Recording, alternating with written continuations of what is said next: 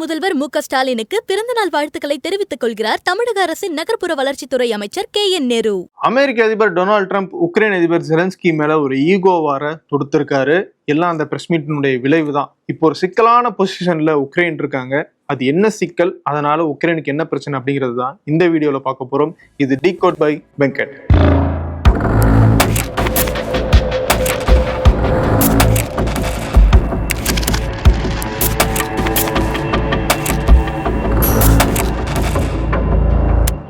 அமெரிக்காவுக்கு போயிருந்த உக்ரைன் அதிபர் ஜெலன்ஸ்கி மற்றும் டொனால்டு ட்ரம்ப் பங்கேற்ற பிரஸ் மீட் அப்படிங்கிறது காரசாரமா நடந்து முடிஞ்சிருக்கு.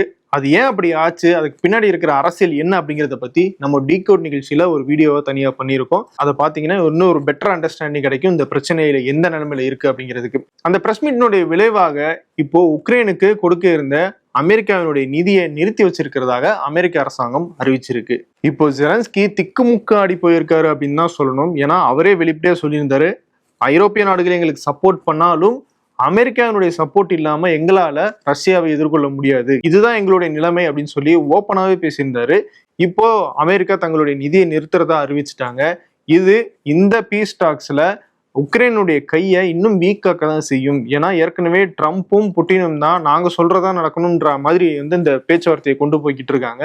அப்படி இருக்கும்போது அதுல நாங்களும் ஒரு முக்கியமான ஆளு தான், பாதிக்கப்பட்டது நாங்க தான், எங்களுக்கு ஒரு முக்கியத்துவம் கொடுக்கணும்னு சொல்லி உக்ரைனும் ஐரோப்பிய நாடுகளும் வந்து பேசிட்டு இருக்காங்க. இப்போ இந்த நிதியை அமெரிக்கா கட் பண்ணதுனால உக்ரைனுக்கு இருக்கிற கொஞ்ச நஞ்ச வாய்ப்பும் வந்து குறைய ஆரம்பிச்சிருக்கு அப்படின்னு தான் நம்ம சொல்லணும். சரி, அமெரிக்கா ஒரு நாடுனுடைய நிதி நின்றுச்சுன்னா எப்படி உக்ரைன் தள்ளாடும் அப்படிங்கிற ஒரு கேள்வி வருதுல்ல.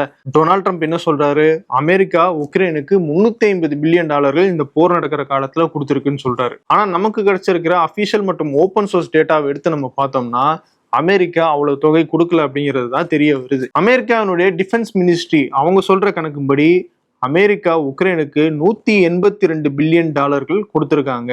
அது வந்து மிலிட்டரிக்காகவும் சரி, பினான்சியல் உதவியாகவும் கொடுத்துருக்காங்க, ஆயுதமாகவும் கொடுத்துருக்காங்க, நிதி உதவியாகவும் கொடுத்துருக்காங்க அப்படிங்கிறது தான் யுஎஸ் டிஃபென்ஸினுடைய தகவல். அதே நேரம் Kiel institute of world economy அப்படிங்கிற ஒரு தனி ஆராய்ச்சி நிறுவனம் அவங்க கொடுத்திருக்கிற தகவலின்படி பார்த்தோம்னா அமெரிக்கா $65 பில்லியன் மிலிட்டரி உதவியாகவும் கிட்டத்தட்ட ஒரு $60 பில்லியன் நிதி உதவியாகவும் கொடுத்திருக்கிறதா வந்து அவங்க சொல்ற தகவலும் இருக்கு. ஒட்டுமொத்தமா கேல் இன்ஸ்டிடியூட் சொல்ற தகவலை படி பார்த்தோம்னா அமெரிக்கா $119 பில்லியன் தான் உக்ரைனுக்கு கொடுத்திருக்கு. ஆக இங்க இந்த ரெண்டு டேட்டாவையுமே நம்ம எடுத்து பார்த்தாலும் டொனால்டு ட்ரம்ப் சொல்ற அந்த $350 பில்லியன் அப்படிங்கிற கணக்கு வரவே இல்லை. சரி, அமெரிக்கா செலவு பண்றதை விட ஐரோப்பிய நாடுகள் கம்மியா செலவு பண்ணுதுன்னு சொல்றாரு டொனால்டு ட்ரம்ப்.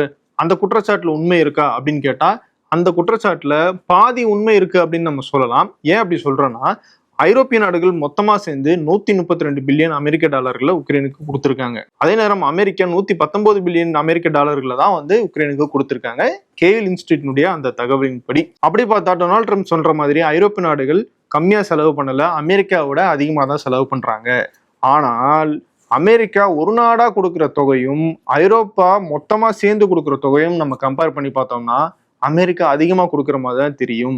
இந்த லிஸ்ட்ல பார்த்தோம்னா அமெரிக்கா ஐரோப்பிய யூனியனுக்கு அடுத்து தனி நாடுகளாக பார்த்தோம்னா ஜெர்மனியும் யூகேவும் அதிகமான தொகையை உக்ரைனுக்கு கொடுத்துக்கிட்டு இருக்காங்க. என்னதான் ஐரோப்பா அமெரிக்காவோட அதிகமா செலவு பண்ணுதுன்னு நம்ம வச்சுக்கிட்டா கூட அமெரிக்கா ஒரு நாடா அந்த தொகையை வந்து செலவு பண்றாங்க, ஐரோப்பா கூட்டா சேர்ந்து அந்த தொகையை செலவு பண்றாங்க. அப்படி ஒரு நாடான அமெரிக்கா தன்னுடைய பங்கை உக்ரைனுக்கு கொடுக்கறதுல இருந்து நிறுத்திட்டாங்க அப்படின்னா அது கண்டிப்பா உக்ரைனுக்கு பெரிய பாதிப்பு தான். சரி, அமெரிக்கா நிதியை கட் பண்ணிட்டாங்க, ஐரோப்பியா என்ன பண்ண போறாங்க அப்படிங்கிறது தான் இப்ப பெரிய கேள்வி. ஏன்னா ஜெலன்ஸ்கியோடையும் உக்ரைனோடையும் நாங்க வலுவாக நிற்போம் அப்படின்னு சொல்லி அந்த வாக்குவாதத்துக்கு பிறகு ஐரோப்பிய நாடுகள் எல்லாருமே ஒற்றுமையாக ஒரே குரலா கொடுத்திருந்தாங்க. இப்போ என்ன பண்ண போறாங்க அப்படிங்கறத பார்த்தோம்னா ஐரோப்பிய யூனியனுடைய தலைவர் உர்சுலா வான் டெர் லேயன் அவங்க ஒரு முக்கியமான அறிவிப்பு செஞ்சிருக்காங்க. இது எங்களுடைய ஸ்டெப்பிங் அப் டைம் அப்படின்னு சொல்லியிருக்காங்க. அதாவது ரீஆர்மமெண்ட்னு சொல்லுவாங்க. நாங்க ஆயுதங்களை திரும்பவும் அதிக அளவுல உற்பத்தியாகவோ அதிக அளவுல வாங்கவோ செய்ய போறோம் அப்படின்னு சொல்லியிருக்காங்க. அதுக்காக டிஃபென்ஸ் பட்ஜெட்டை $800 பில்லியன் அளவுக்கு நாங்க உயர்த்த போறோம்னு சொல்லியிருக்காங்க. இது முக்கியமான காரணம் அவங்களுடைய சேஃப்டிக்காகவும் அதே நேரம் உக்ரைனுக்கு ஹெல்ப் பண்ணணும் அப்படிங்கிற அந்த அடிப்படையில தான் இந்த டிஃபென்ஸ் பட்ஜெட்டை எக்ஸ்பேண்ட் பண்ண போறதா ஐரோப்பிய யூனியன் தலைவர் சொல்றாங்க. ஏன் இதை ஐரோப்பிய யூனியனுடைய தலைவர் சொல்றாங்கன்னா, ஐரோப்பிய யூனியன்ல இருக்கிற எல்லா நாடுகளுக்கும் இவ்வளவு டிஃபென்ஸ் பட்ஜெட்டை ஒதுக்கலாம் அப்படிங்கிற ஒரு அப்பர் லிமிட்டை வந்து ஃபிக்ஸ் பண்ணியிருப்பாங்க. அந்த லிமிட் எக்ஸ்டெண்ட் பண்ணணும்னா அது ஐரோப்பிய யூனியன்ல கலந்து ஒரு முடிவு எடுக்கப்பட வேண்டும்.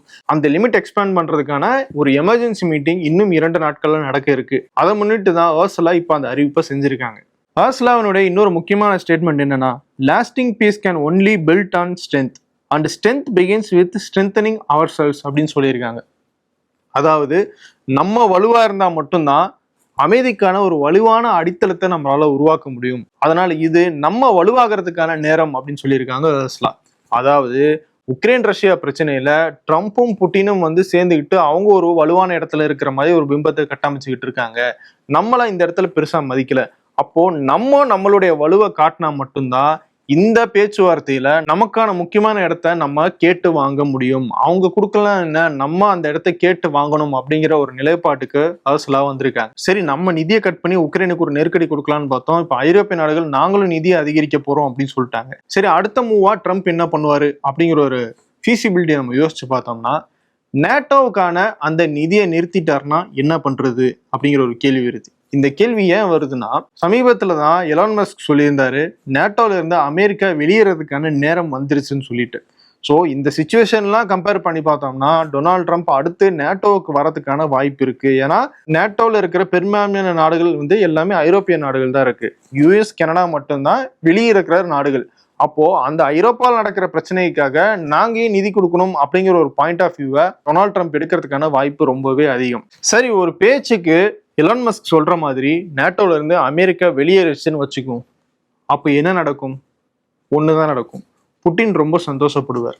ஏன்னா 1949 நேட்டோ உருவாக்கப்படும் போது அதனுடைய நோக்கமே வளர்ந்து வரும் சோவியத் யூனியனுடைய ஆதிக்கத்தை கட்டுப்படுத்துறதுக்காக தான் நம்ம இந்த நேட்டோ அப்படிங்கிற இந்த ஒருங்கிணைந்த ஒரு குழுவை உருவாக்குறோம் அப்படிங்கிறது அந்த நேட்டோ ட்ரீட்டினுடைய அடிப்படை சாராம்சம்.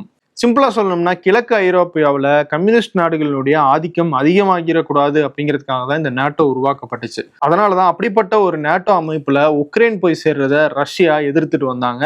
அப்படி உக்ரைன் சேர்ந்துட்டாங்கன்னா அது தங்களுடைய எல்லையில நேட்டோ படைகளை நிலைநிறுத்தத்துக்கு அனுமதிச்சிரும், அது தங்களுடைய பாதுகாப்புக்கு ஒரு பெரிய அச்சுறுத்தலா அமைஞ்சிரும் அப்படிங்கிறது தான் ரஷ்யாவினுடைய ஸ்டாண்ட். இப்போ அமெரிக்கா நேட்டோல இருந்து ஒரு வேளை வெளியேறிட்டாங்கன்னா புட்டின் கண்டிப்பா ஹாப்பி என்னாச்சு தான். ஏன்னா இன்னைக்கும் நேட்டோ அமைப்புக்கு கொடுக்கப்படுற நிதி அப்படிங்கிறது அமெரிக்கா கிட்ட இருந்து அதிகமா வந்துகிட்டு இருக்கு.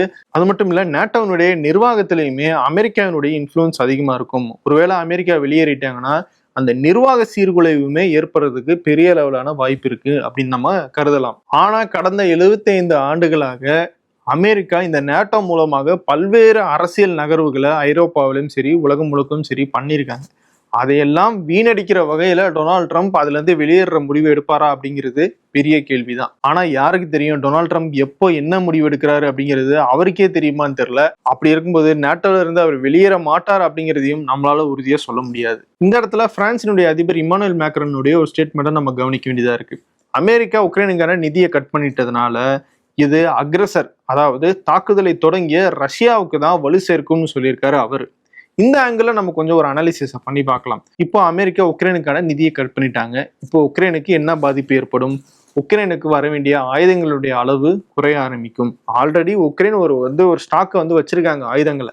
அது போக உள்நாட்டிலையும் உற்பத்தி பண்றாங்க, ஐரோப்பிய நாடுகளும் சப்ளை பண்றாங்க. இப்போ அமெரிக்காவுடைய பங்கு நின்றுச்சு அப்படின்னா உக்ரைனால கிட்டத்தட்ட ஒரு 2 to 6 மாதங்கள் வரைக்கும் சமாளிக்கலாம் அப்படின்னு சொல்றாங்க. அதுக்கப்புறமா ஐரோப்பிய நாடுகள் சப்போர்ட் பண்ணாலும் அது எத்தனை நாட்களுக்கு போதுமானதாக இருக்கும் அப்படிங்கிறது தெரியல. ஏன்னா ஐரோப்பிய நாடுகளுக்குள்ளும் ஒரு ப்ரெஷர் இருக்கும், அவங்க நாட்டிலையும் பொருளாதார பிரச்சனைகள் இருக்கு. அப்படி இருக்கிற சிச்சுவேஷன்ல அவங்க உக்ரைனுக்கு எவ்வளவு தொகை ஸ்பெண்ட் பண்ணணும் அப்படிங்கிறத யோசிக்க ஆரம்பிப்பாங்க.